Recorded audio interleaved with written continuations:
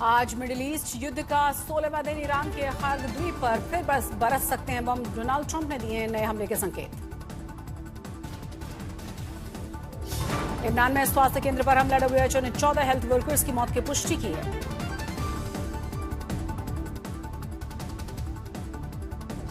Moscow पर मंडराया drone खतरा। रूस ने 65 यूक्रेनी ड्रोन्स को मार गिराने का दावा किया। इराक का लनाज रिफाइनरी पर ड्रोन से अटैक। आग पर काबू पा लिया गया है लेकिन संचालन बंद। आकाश एयरलाइंस ने आज से फ्लाइट टिकट्स पर 199 से 1300 रुपए तक का फ्यूल सरचार्ज लागू किया। और मुझसे 2 भारतीय जहाज शिवालिक और नंदा देवी पार हो चुके हैं। LPG से लदे हुए दोनों ही टैंकर भारत की ओर आ रहे हैं। जहाज रानी मंत्रालय के मुताबिक 16 मार्च को शिवालिक और 17 मार्च को नंदा देवी भारत पहुंच जाएंगे। ट्रंप ने फिर से दिया बड़ा बयान। कहा अमेरिका के सहयोगी देश हॉर्मुज को खुला रखने के लिए भेजेंगे जंगी जहाज। मध्य पूर्व की ओर अमेरिका का युद्धपोत USS ट्रिपोली रवाना हो चुका है। फिलहाल ताइवान के पास ईस्ट चीन सागर में USS ट्रिपोली।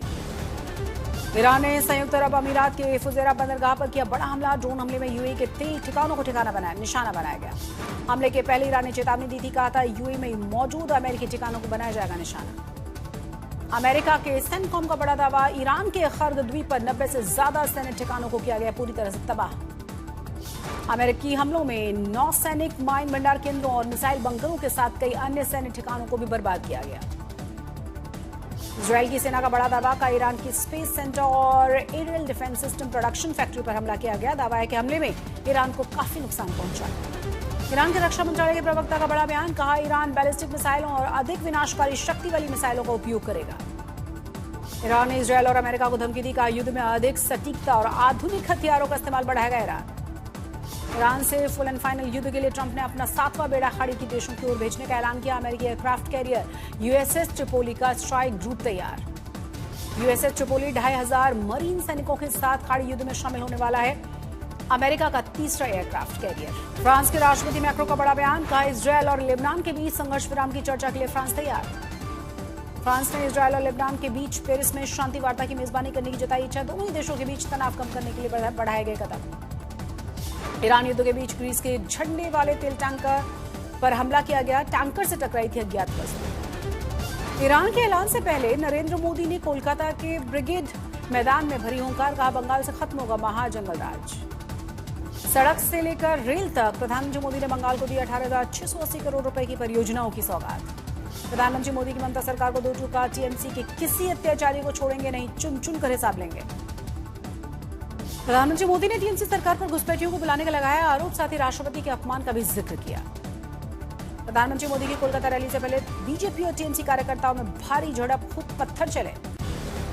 कोलकाता में हुई हिंसा को लेकर TMC ने बीजेपी पर निशाना साधा। कहा बीजेपी के नेताओं ने की है पत्थरबाजी, मामला दर्ज।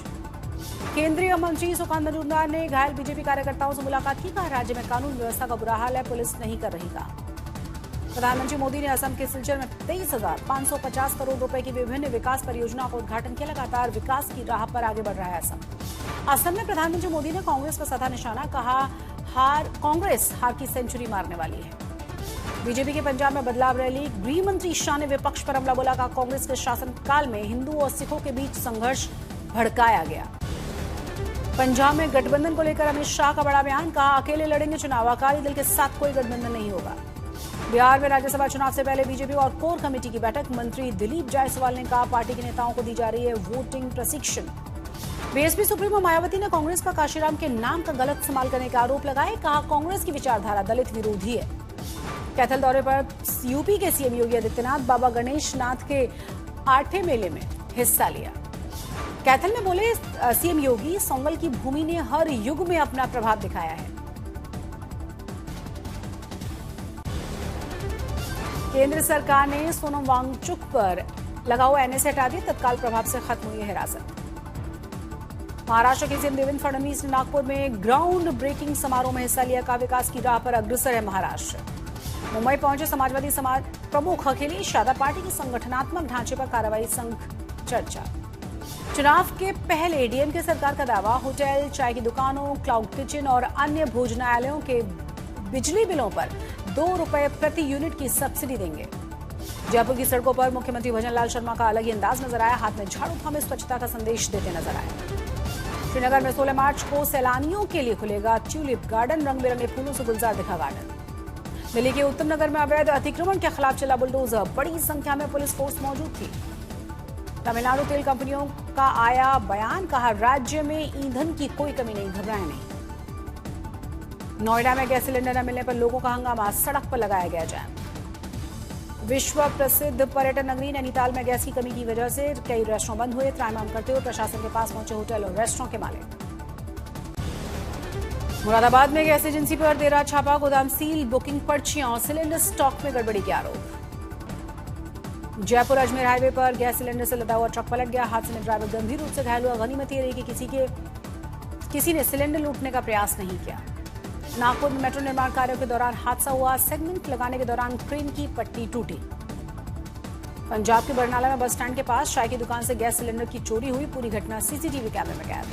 मिर्जापुर जिम धर्मांतरण मामले में मुख्य आरोपी को पुलिस ने चंडीगढ़ से किया था गिरफ्तार, विदेश भागने की फिराक में था अभियुक्त अशफाक खान। मुंगेर में घर के पास मिला प्रॉपर्टी डीलर का शव, पुलिस ने एक महिला को हिरासत में लिया, प्रेम प्रसंग का शक। बिहार के मोतिहारी में बिजली बिल माफ करने की अफवाह से हंगामा हुआ, बिजली विभाग के प्रधान कार्यालय पर उपभोक्ताओं ने किया जबरदस्त हंगामा।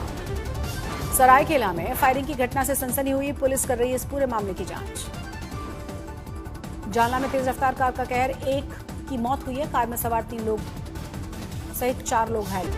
सहारनपुर में सीएम योगी की शक्ति साधना, विधि विधान से किए मां शाकुंभरी देवी के दर्शन और पूजन, देवी मां को अर्पित की चुनरी। बिहार के नए राज्यपाल सैयद अता हसनैन ने ली है शपथ, पटना के लोक भवन में शपथ ग्रहण समारोह। मदुरई के मीनाक्षी सुंदरेश्वर मंदिर में केंद्रीय नागरिक उड्डयन मंत्री राममोहन नायडू ने पूजा अर्चना की। सोनीपत में संयुक्त किसान मोर्चा की बैठक, 19 मार्च को दिल्ली के रामलीला मैदान में होगी किसानों की महापंचायत। अयोध्या में ऐतिहासिक पल की तैयारी, राम मंदिर के तीसरे तल पर स्थापित होंगे श्रीराम यंत्र, 19 मार्च को अनुष्ठान होगा। सीएम धामी ने चंपावत को दी स्वास्थ्य सौगात, टनकपुर उप जिला अस्पताल में आधुनिक मशीनों का उद्घाटन किया, मरीजों को मिलेंगी बेहतर सुविधाएं। मध्य प्रदेश में जूनियर डॉक्टर्स को बड़ी राहत, सरकार ने बढ़ाया स्टाइपेंड, साथ ही एरियर दिए जाने का भी ऐलान। पुरानी दिल्ली के विकास को नई रफ्तार, शाहजहांबाद पुनर्विकास निगम का नाम बदलेगी दिल्ली सरकार, अनियमितताओं की भी जांच होगी। कश्मीर और लद्दाख के बीच जल्द खुलेगा जोजिला पास, बर्फ हटाने का काम जारी है। मौसम विभाग ने आज दिल्ली एनसीआर में बारिश और तेज हवाओं का येलो अलर्ट जारी किया है, अगले कुछ दिनों तक तापमान में गिरावट की संभावना। क्रिकेटर राहुल द्रविड़, मिताली राज और रोजा बिन्नी को सम्मानित करेगा BCCI, life time achievement award से नवाजे जाएंगे द्रविड़। शुभमन गिल को क्रिकेटर ऑफ द ईयर का सम्मान मिलेगा। क्रिकेटर कुलदीप यादव की शादी दोस्त वंशिका सिंह के साथ, मसूरी में 7 फेरे लिए। कुलदीप की शादी में पहुंचे थे क्रिकेट जगत के कई सितारे, पूर्व क्रिकेटर मोहम्मद कैफ ने भी शिरकत की। विश्व कप ट्रॉफी के साथ सिद्धिविनायक मंदिर पहुंचे कप्तान सूर्य कुमार यादव और कोच गंभीर बप्पा का आशीर्वाद लिया। World number 1 tennis player Arena Sabalenka 4 साल में तीसरी बार इंडियन वेल्स फाइनल में पहुंची हैं। खिताबी मुकाबले में एलेना सबालेंका रायबानका के साथ टक्कर हुई।